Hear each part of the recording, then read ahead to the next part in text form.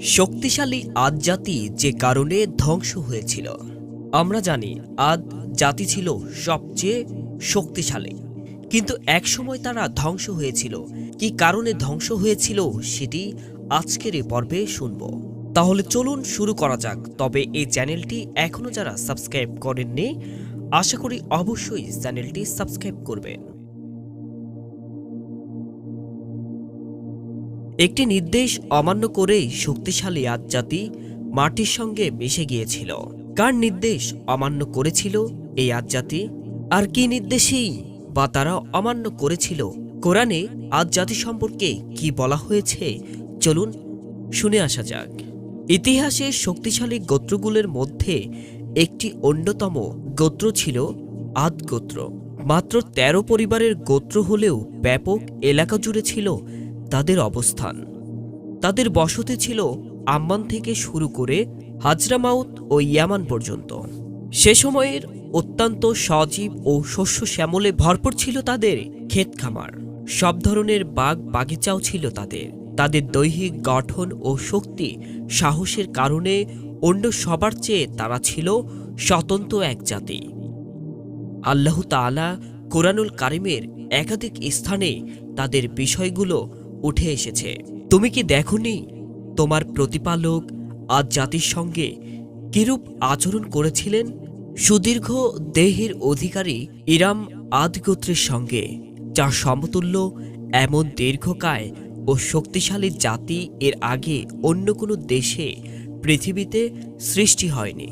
ইজরত ইবনে আব্বাস রাদিয়াল্লাহু তাআলা আনহু থেকে এবং মুকাত্তিল রহমতুল্লাহ আলাইহি তাদের সৃষ্টি সম্পর্কে একটি ইসরায়েলি বর্ণনা এভাবে তুলে ধরেছেন যে তাদের উচ্চতা ছিল ১৮ ফুট, যা ১২ হাত। আদ জাতির প্রতি আল্লাহর নির্দেশ। কাউমে নূহের পর তাদের প্রতি করণীয় প্রসঙ্গে আল্লাহ তাআলা আরও ঘোষণা করেন, তোমরা কি আশ্চর্যবোধ করেছ যে তোমাদেরই একজনের মাধ্যমে তোমাদের প্রতিপালকের কাছ থেকে তোমাদের কাছে উপদেশ এসেছে, যাতে সে তোমাদের সতর্ক করে। স্মরণ করো, আল্লাহ তোমাদেরকে নূহের সম্প্রদায়ের পরে তাদের স্থলাভিষিক্ত করেছেন এবং তোমাদের আদ জাতির অবয়ব ও শক্তিতে অন্য লোক অপেক্ষা অধিকতর সমৃদ্ধ করেছেন। সুতরাং তোমরা আল্লাহর অনুগ্রহ স্মরণ করো, হয়তো তোমরা সফলকাম হবে। হযরত নূহ আলাইহিস সালামের পর আল্লাহ তাআলা আদ জাতির কাছে হযরত হুদ আলাইহিস সালামকে দিক নির্দেশনা সহ নবী হিসেবে পাঠিয়েছিলেন। কোরআনুল কারিমে আল্লাহ ঘোষণা করেন, আদ জাতির কাছে ওদের ভাই উহুদকে পাঠিয়েছিলাম। সে বলেছিল, হে আমার সম্প্রদায়, তোমরা কেবল আল্লাহর উপাসনা করো, তিনি ব্যতীত অন্য কোনো সত্যিকার বা উপাস্য নেই। তোমরা কি সাবধান হবে না? আদ সম্প্রদায় হল প্রথম আদ, যাদের বাসস্থান ইয়ামেনের বালুময় পাহাড়ে ছিল। আর শক্তি সামর্থ্য তারা ছিল অতুলনীয়। তাদের নিকট হুদ আলাইহিস সালাম নবী হয়ে এসেছিলেন, যিনি তাদেরই মধ্যকার একজন ছিলেন। আদ জাতি কি কারণে ধ্বংস হয়েছিল চলুন এবারে সেটি জেনে নেই। এই আদ জাতি ছিল মূর্তি পূজারী। মূর্তি পূজা সহ তারা আরও নানা অপকর্মে লিপ্ত ছিল। হযরত হুদ আলাইহিস সালাম তাদের মূর্তি পূজা ছেড়ে আল্লাহর একত্ববাদে অনুসরণ করতে এবং সব ধরনের অত্যাচার উৎপীড়ন বর্জন করে ন্যায় ও সুবিচারের পথ ধরতে বলেছিলেন। কিন্তু তারা নিজেদের ধন্যস্বরের মোহে নিমজ্জিত হয়ে তারা হুদ আলাইহিস সালামের আদেশ অমান্য করে। সূরা আরাফে ধারাবাহিকভাবে উঠে এসেছে। তার সম্প্রদায়ের প্রধানগণ যারা অবিশ্বাস করেছিল, তারা বলেছিল, আমরা তো দেখেছি তুমি একজন নির্বোধ এবং তোমাকে তো আমরা একজন মিথ্যাবাদী মনে করি। তখন হুদ আলাইহিস সালাম বলল, হে আমার সম্প্রদায়, আমি নির্বোধ নই। আমি তো বিশ্ব জগতের প্রতিপালকের প্রেরিত একজন রাসূল। আমি আমার প্রতিপালকের বাণী তোমাদের কাছে পৌঁছে দিচ্ছি এবং আমি তোমাদের জন্য একজন বিশ্বস্ত হিতাকাঙ্ক্ষী বা উপদেষ্টা। তোমরা কি আশ্চর্যবোধ করছো যে তোমাদেরই একজনের মাধ্যমে তোমাদের প্রতিপালকের কাছ থেকে তোমাদের কাছে উপদেশ এসেছে, যাতে সে তোমাদের সতর্ক করে। স্মরণ করো, আল্লাহ তোমাদেরকে নূহের সম্প্রদায়ের পরে তাদের স্থলাভিষিক্ত করেছেন এবং তোমাদের আদজাতির অবয়ব ও শক্তিতে অন্য লোক অপেক্ষা অধিকতর সমৃদ্ধ করেছেন। সুতরাং তোমরা আল্লাহর অনুগ্রহ স্মরণ করো, হয়তো তোমরা সফলকাম হবে। তারা বলল, তুমি কি আমাদের নিকট এ উদ্দেশ্য এসেছ যে আমরা যেন শুধু আল্লাহর উপাসনা করি এবং আমাদের পূর্বপুরুষগণ যার উপাসনা করত তা বর্জন করি? সুতরাং তুমি সত্যবাদী হলে আমাদেরকে যে আযাবের ভয় দেখাচ্ছ তা আনয়ন করো। এরপর ঘটেছিল আদ জাতির প্রতি শাস্তি।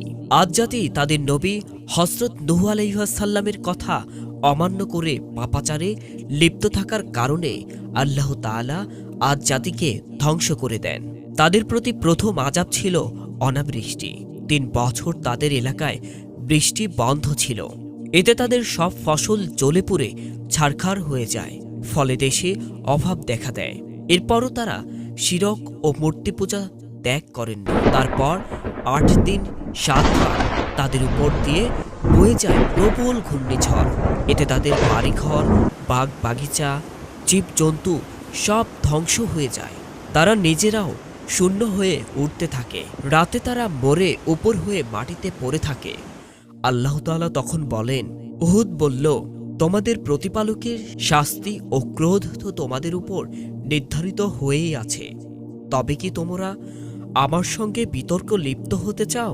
এমন কতগুলি নাম সম্বন্ধে যার নামকরণ তোমরা ও তোমাদের পিতৃপুরুষরা করেছে এবং সে সম্বন্ধে আল্লাহ কোনো সনদ স্বীকৃতি পাঠাননি। সুতরাং তোমরা প্রতিজ্ঞা করো, আমিও তোমাদের সঙ্গে প্রতিজ্ঞা করছি। তোমরা কাউকে বৃষ্টির দেবতা, কাউকে বায়ুর দেবতা, কাউকে ধন সম্পদের দেবতা, আবার কাউকে রোগের দেবতা বলে থাকো, অথচ তাদের কেউ মূল্য কোনো জিনিসের স্রষ্টা ও প্রতিপালক নয়। মানুষের জন্য আরও সতর্কতা যে বর্তমান যুগেও এসবের দৃষ্টান্ত দেখা যায়। এ যুগেও লোকেরা কাউকে বিপদ মোচনকারী বলে থাকে, অথচ বিপদ থেকে উদ্ধার করার ক্ষমতা তার নেই। লোকেরা কাউকে গণজ, বক্স, গুপ্ত, ধন ভাণ্ডার দানকারী বলে অভিহিত করে থাকে, অথচ তার কাছেই কাউকে দান করার মতো কোনো ধন ভাণ্ডার নেই। কাউকে গরিব নওয়াজ আখ্যা দেওয়া হয়ে থাকে, অথচ তিনি নিজেই গরিব। যে ধরনের ক্ষমতা ও কর্তৃত্বের ফলে কোনো গরিবকে প্রতিপালক ও তার প্রতি অনুগ্রহ করা যেতে পারে, সে ধরনের ক্ষমতা ও কর্তৃত্বে তার কোনো অংশই নেই। আবার কাউকে গাউস, ফরিয়াদ শ্রবণকারী বলা হয়, অথচ কারো ফরিয়াদ শোনার এবং তার প্রতিকার করার কোনো ক্ষমতাই তার নেই। কাজেই এ ধরনের যাবতীয় নাম বা উপাধি নিছক নাম বা উপাধি ছাড়া আর কিছুই নয়। এ নামগুলোর পেছনে কোনো সত্তা বা ব্যক্তিত্ব নেই। যারা এগুলো নিয়ে ঝগড়া ও বিতর্ক করে তারা আসলে কোনো বাস্তব জিনিসের জন্য নয়, বরং কেবল কতিপয় নামের জন্যই ঝগড়া ও বিতর্ক করে।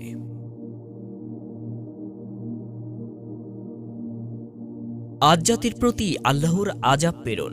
মহান আল্লাহ তাআলার হযরত নূহ আলাইহিস সালামের পর হযরত হুদ আলাইহিস সালামের বিরোধিতাকারীরা তাকে অস্বীকার করে আল্লাহর অবাধ্যতায় লিপ্ত হয়, যার ফলে মহান আল্লাহ পৃথিবীর সেরা শক্তিধর আদ জাতিকে এভাবে ধ্বংস করেন। আর হুদ আলাইহিস সালাম ও তার অনুসারী মুমিনদের এসব আযাব থেকে রক্ষা করেন। আজও আদ জাতির এলাকা মরুভূমি আর মরুভূমিতে পরিণত হয়ে আছে। এ কথাটি আল্লাহ তাআলা এভাবে তুলে ধরেন। এরপর তাকে হুদ আলাইহিস সালাম ও তার সঙ্গীদেরকে আমার দাওয়াতে উদ্ধার করেছিলাম এবং আমার নির্দেশ সমূহকে যারা আদ জাতি মিথ্যা মনে করেছিল এবং যারা অবিশ্বাসী ছিল তাদেরকে নির্মূল ধ্বংস করেছিলাম। আল্লাহ তাআলা মুসলিম উম্মাকে আদ জাতির ঘটনা থেকে শিক্ষা গ্রহণ করার তৌফিক দান করুক। আল্লাহর অবাধ্যতা থেকে নিজেদের মুক্ত রাখার তৌফিক দান করুক। কোরআন সুন্নাহ দিক নির্দেশনা মেনে জীবন পরিচালনা করে দুনিয়া ও পরকালের সুনিশ্চিত সফলতা পাওয়ার তৌফিক দান করুক। আমিন।